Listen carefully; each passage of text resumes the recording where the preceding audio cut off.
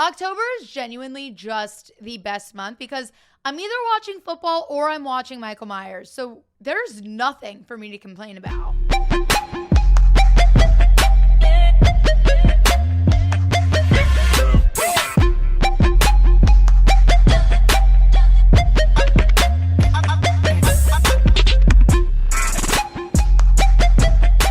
Hey guys, what's up? I am Jordan Artupe. You are watching Sporty Jordy, and we are back, and we are headed into week 5 of this crazy NFL season. I have been out of commission for the last couple weeks. September definitely wasn't my month, but we can only go up from here, and there is so much that I want to get into with you guys today. But before we can do that, if you haven't already, make sure to smash that subscribe button and find me and follow me on all social medias at the Sporty Jordy. Given where we are at thus far this season, I think we should start off this episode having the conversation of whether some of these teams are actually good or if they're posers and they're secretly terrible. Or vice versa, if they're terrible right now, but we don't think they're actually going to remain terrible. And I think this conversation is especially relevant this season. This season feels weirder.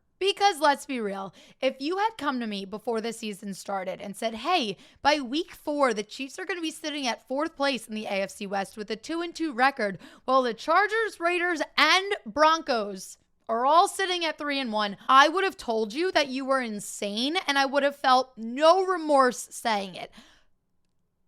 However, that's what we're actually dealing with right now. For some teams sitting in this position, I would say, yeah, headed into week 5, it would definitely be time to panic. However, I'm not going to go down that road with the Chiefs. And I've talked about it extensively on this channel that Chiefs coming into this season, they didn't feel to me like the powerhouse Chiefs that we've seen the last couple of years. So that's definitely playing out to be true. But even a dimmed down version of, like I said, the powerhouse Chiefs, that is still a great football team. We have to look at the components that they do have. You have Patrick Mahomes, you have Andy Reid, you have Tyrann Mathieu, you have Travis Kelce, you got Tyreek Hill.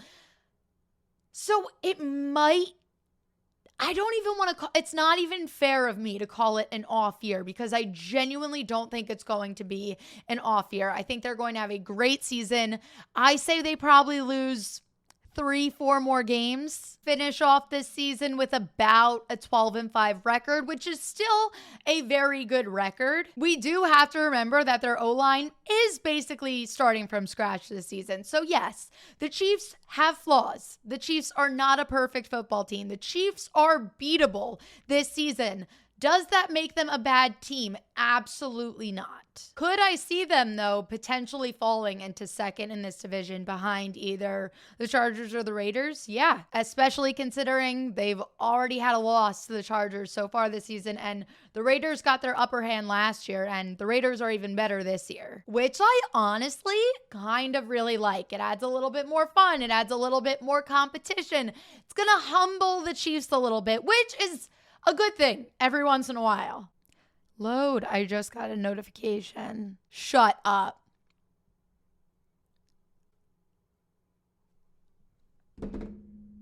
We've done it. We have done it. We have won Matt Nagy over. I can't believe this just happened in the middle of me recording. Bears head coach Matt Nagy has officially named Justin Fields the Bears' starting quarterback moving forward. Took you long enough. Okay, as I was saying, I still absolutely consider the Chiefs a playoff team. I just can't see them being the number 1 seed this year. And I also can't see them going to the Super Bowl based off of what I've seen from them, along with other teams in the AFC as well. But this also really doesn't shock me because even before the season started, even before we saw a snap of football, I wasn't convinced that the Chiefs were going to be a Super Bowl team this year. And that's not me knocking them.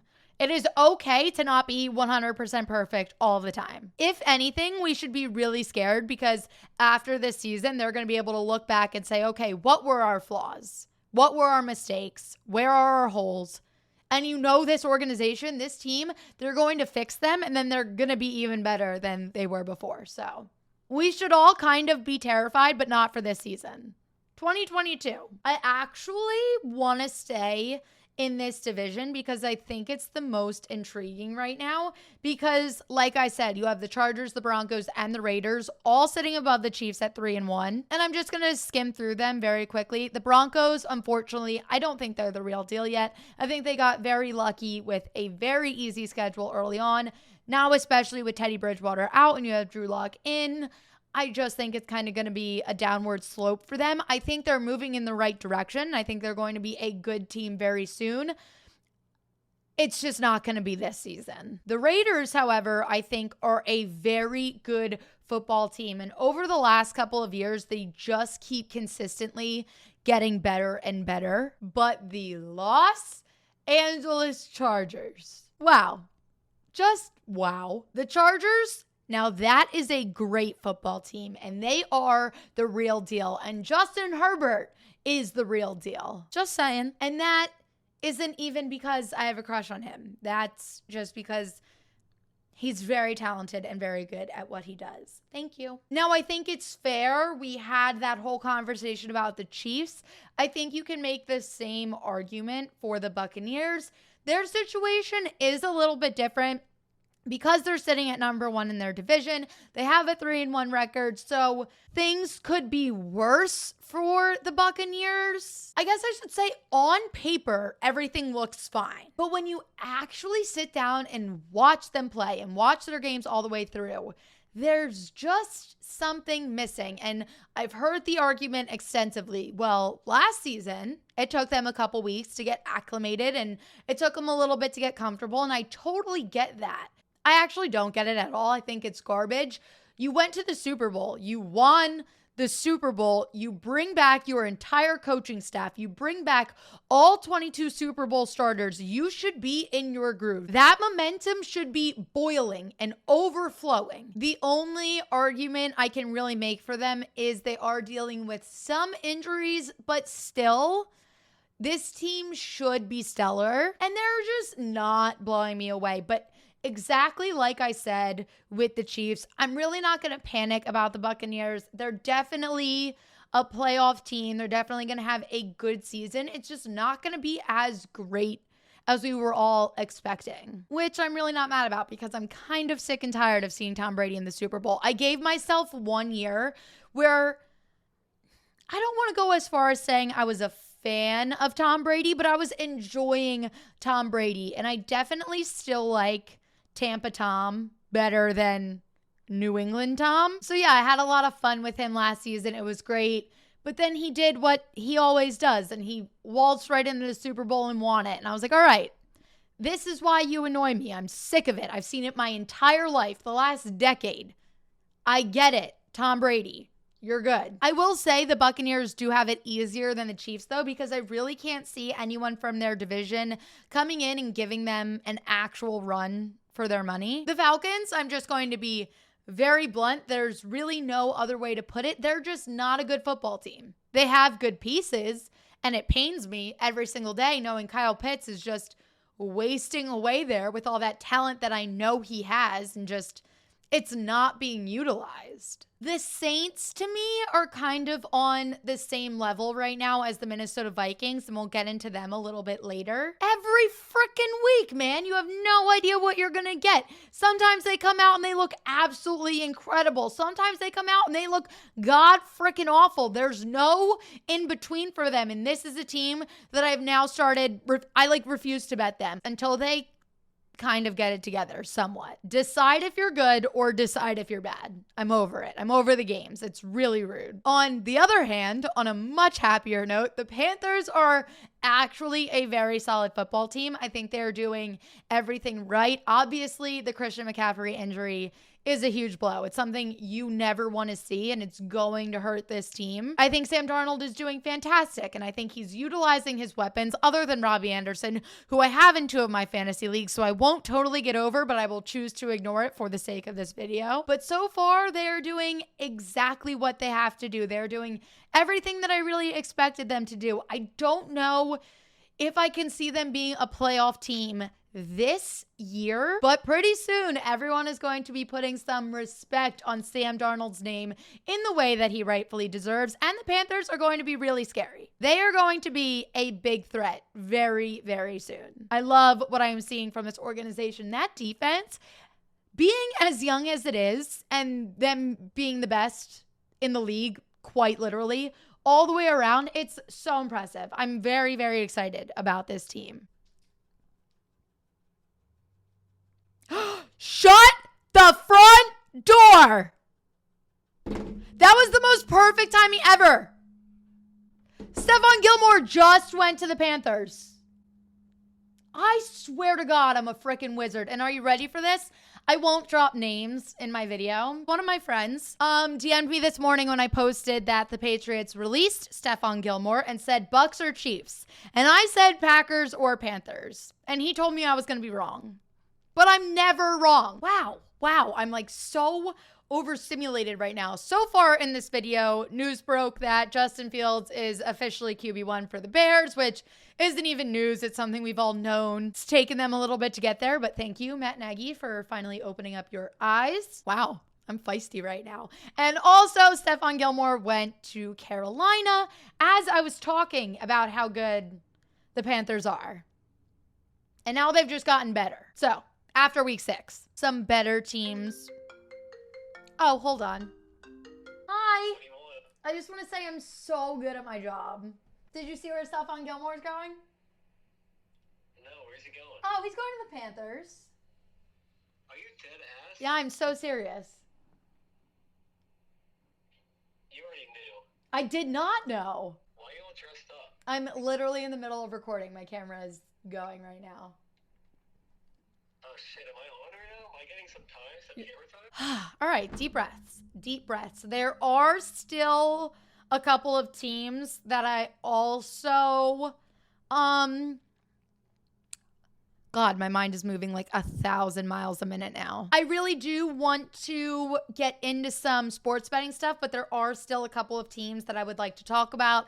I'm going to brush through most of them pretty quick. There is one that I have to go into extensive detail about. Are the Dallas Cowboys a good football team? Yeah. Yeah, unfortunately they are. Are the Eagles a good football team? They're not a bad football team. And I think I'm just going to leave it at that. No, honestly, me not being biased, Dallas has proved, and Dak has proved, overall, they're good. They're very good. I still don't think they're a Super Bowl team, and I will still fight anybody who says they are, but they're good. Their defense, much, much stronger. Their offense, we all know what their offense can do, okay? So let's move on. The Eagles still have a lot of work to do, but I like what I've seen so far. The people that are already saying, fire Nick Sirianni, get rid of Jalen Hurts, it's honestly ridiculous to me. 4 games together. 4 games. I didn't expect anything from us this season, and I've seen so many bright moments. So as long as we keep fixing our mistakes and learning from our mistakes and treading in the right direction, that's all I can ask for. There is still so much work from top to bottom on this team that has to be done. So I'm not going to ask for much, and I'm going to take what we can get. So everyone just needs to chill out a little bit with the Eagles, okay? The New York Jets got their first win this season going up against the Tennessee Titans, and that genuinely was one of the greatest moments of my entire life, just because that morning on the Fantasy Underdogs podcast, which if you haven't checked that show out yet, make sure to go and do it. Our Sunday morning shows, previewing all the games, giving all our picks. It's really great. It's really fun content. So definitely make sure to watch that. But yeah, the morning before that game, I was like, I don't know why. I think the Jets are going to win today. And I stuck with it. And then they did. I was the most stressed I've ever been so far this season. The second that game went into overtime, my mom answered her phone and I was like, turn it off. No speaking. I couldn't even breathe. I was pacing. I was so nervous just because I made that call. It was such a wild call. And then they got so close. I was like, you need to finish it out right now. Now, with that being said, it was a great win. This is another team. I like the direction that they're going with. Are they a good team right now? Are the Jets going to go on this winning streak and start knocking teams off the board? Absolutely not. I can see the Jets getting another 3 wins this season, which I think would be great, but they're not a good football team yet. And the Titans, on the other hand, I think are not good at all this season. Granted, they're dealing with a lot, but even week 1, when you had all of your components and everything should have been working, it wasn't freaking working. So yeah, I am hardcore out on the Titans this season. I actually had to take a breather for a minute there, but we're good. We're good now. Let's go. I've calmed down a little bit. Am I ever calm? Actually never. But now it is time for me to talk about the best team in football right now. And that isn't my opinion. I mean, it definitely is.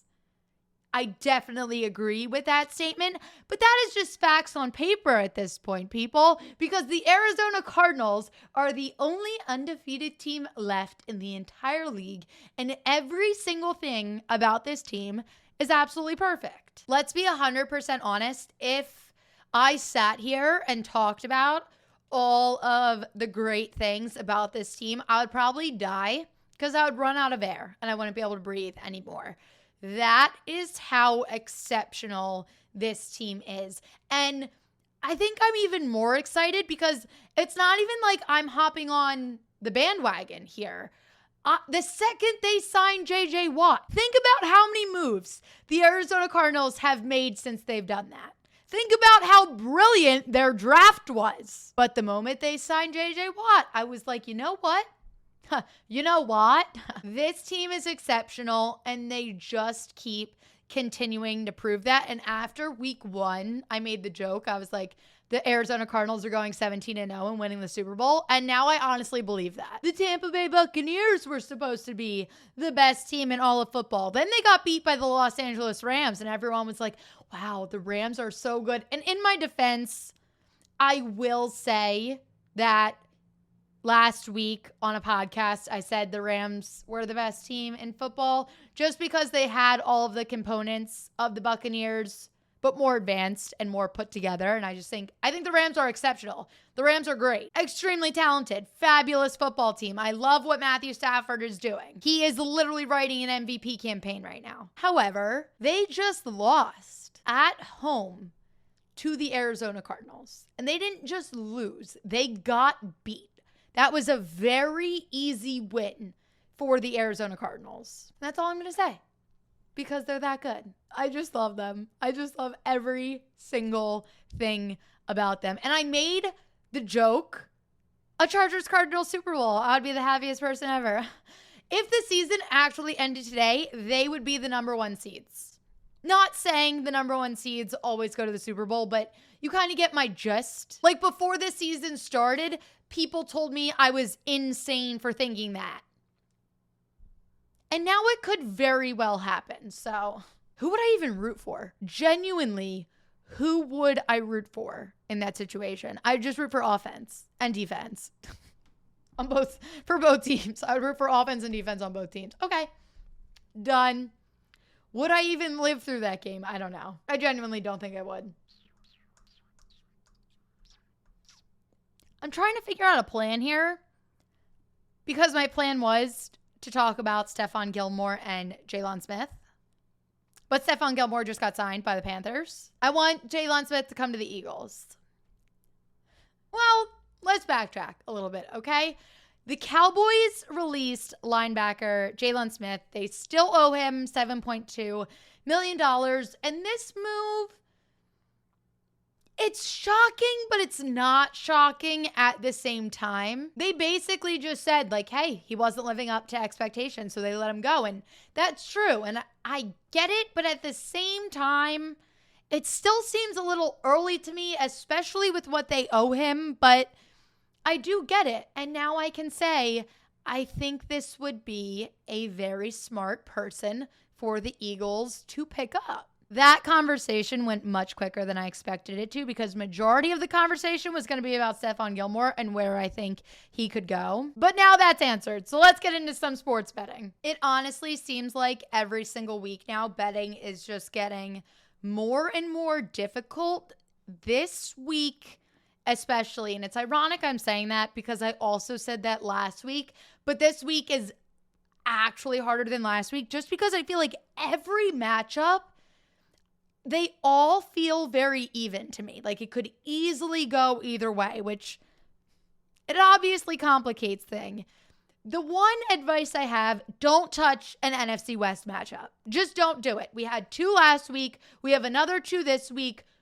Don't bet those games just because every single one of those teams is a playoff team. I know the 49ers are probably the most iffy right now, but I wouldn't even really count them iffy because I still trust Trey Lance. But I am going to go through a couple of games and a couple of spreads that I do really like for this weekend, and I'm going to give a couple locks as well. Now, this first one, it's interesting because it's really not that interesting, but there are some interesting factors about it. The New York Jets taking on the Atlanta Falcons, and neither team has home field advantage because they will be playing in London. So this game will be airing at 9:30 a.m. Eastern time here in the U.S. Now, I think we all wish that we were waking up at 9:30 in the morning to watch a London game with a little bit more of an exciting matchup, but this is what we have. So we have to take it. We have to accept it. Now, on DraftKings, the Falcons are favored by 3.5 points, and I really hate that. I really, really do. I know, I am well aware that earlier in this video, I completely roasted both of these teams. So there's really no argument I can make for either of them right now. I will give them both some positive feedback.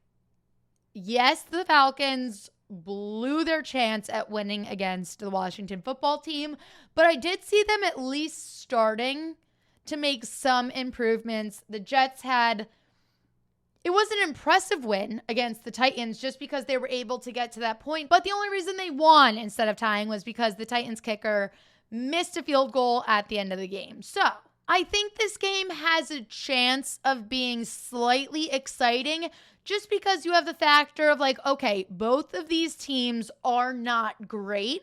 So they're on that same level. So it could be very back and forth. When 2 crappier teams play each other, it makes them look better. So this honestly could not be that terrible of a game, but for some reason, I just have faith in the Jets going into it. So I would definitely take them plus the 3.5. I could easily see them losing by a field goal. This bet would still hit. I can also see them easily winning. I think this game is going to be close no matter what. So I would definitely take Jets plus 3.5 going up against the Atlanta Falcons this weekend. Normally, when I am betting, I am a big fan of going underdogs with the points or going straight money line. That's what works for me. That's where I consistently hit. So I am going a little bit out of my comfort zone with this one, but I feel so confident in it. And I'm honestly shocked at where the spread is. It's Packers versus the Bengals.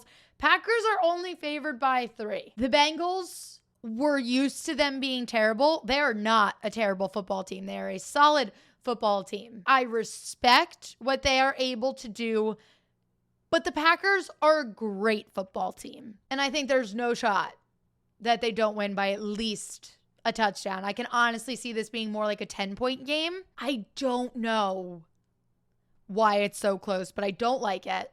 I mean, I like it. I feel very confident about the Packers heading into this week. So yeah, I'm riding with Green Bay minus 3. I also just think this is super ironic that I'm even talking about this game because these are 2 teams that annoy the freaking crap out of me. The Vikings and the Lions. I am entirely over the both of you. I quit.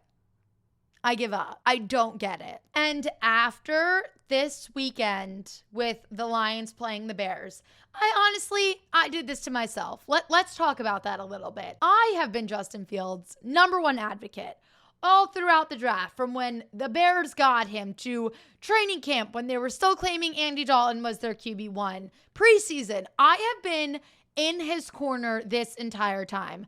Obviously, I didn't want him to start against the Cleveland Browns. I knew that was setting him up for disaster.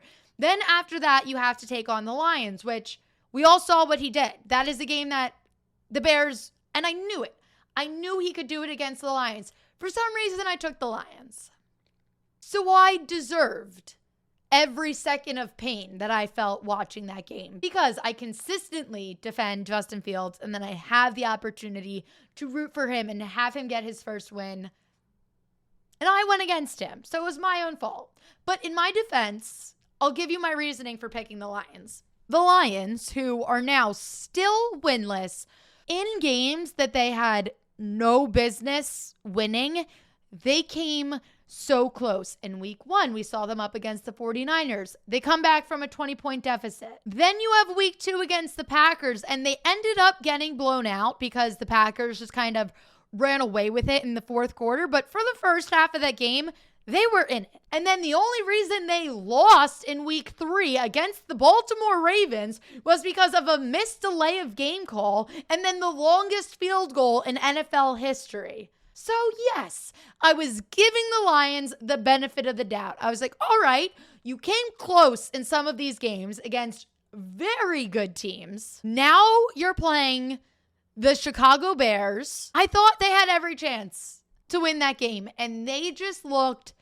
god awful. So now let me tell you why you should bet the Lions this week. No, but really, I am taking the Lions +9. I just think this spread is way too large. After their game against the Browns last week, it seems like the Vikings are back to being crappy again. I think this game is going to be extremely close. I don't necessarily think that the Lions are going to win this game. I just think it's going to be a lot closer than 9 points. So I know I said last week I would never bet them again. But here we are, take the Lions +9. And if they let me down this week, then actually never again. Okay, now for some of my locks this week. And I know I don't sound excited about giving them to you, and that's because I'm actually not whatsoever, because these are 3 teams that I genuinely have been trying to root against all season. And now I'm locking all 3 of them into winning games this week. However, this is a very, very, very tough week 5. Spreads are all really close. All of these games are basically a coin toss. So the teams, and I've looked at this extensively, and trust me, I tried to lock in any other teams that I could, but I really get gut feelings about these. I think they have it the easiest headed into this week, and that would be the Patriots, the Buccaneers, and the Cowboys. For the Patriots, Mac Jones is finding himself in a really nice groove. And if we're being realistic, the Patriots should have beaten the Buccaneers this week. I will die on that hill. I'm glad Tom Brady won in Foxborough, but the Patriots overall played better. And now they have to take on the Houston Texans, who didn't put up a single point against the Buffalo Bills. And granted, we know how good the Bills are, but not one single point. They also allowed the Bills to run over them so badly that they took Josh Allen out and put Mitch Trubisky in because they literally had nothing to lose. That's how bad the Texans looked. So yeah, I think the Patriots have it very easy this week. The Buccaneers, I am well aware that earlier on I said this team really wasn't wowing me and they weren't playing the best football. I know what I said. Me taking the Buccaneers over the Miami Dolphins kills me. With every fiber of my being, I love the Miami Dolphins. We just have to be super realistic with where they're at right now. And I'm honestly shocked with where they're at because Tua goes down, it sucks. There's nothing good about it. I'm a Tua believer. I think Tua is going to be great. So you lose him. No team wants to lose their starting quarterback. It's not a good situation to be in. But you have Jacoby Brissett who's sitting behind him. So I'm like, all right, it's not ideal, but things could always be worse. I don't know why it isn't working. I don't know if things could get that much worse. Jacoby Brissett just can't seem to click within the Dolphins' offense, and I really don't know why. And if anyone knows the Dolphins, it's Tom Brady. I'm honestly convinced that they just structured that offense to fit so specifically to Tua that Now with somebody else in there, it's going to take them some time. We saw Jacoby Brissett get really frustrated and super upset this past weekend. So hopefully they can start getting it together a little bit. But even with the Bucs not playing as well as they should be, I still think it's a win for them this weekend. And yeah, I'll give the Cowboys a win against the New York Giants if I have to. And I normally, just like I said, stay away from NFC West matchups. I normally say stay away from NFC East matchups. But like I said, the Cowboys have proved that they are a very good football team. And yes, the Giants just beat the Saints. And I'm super happy for New York Giants fans. You guys deserved this after the pain and suffering that you have been through. But the Giants are still a terrible football team. Terrible. There is so much work that has to be done.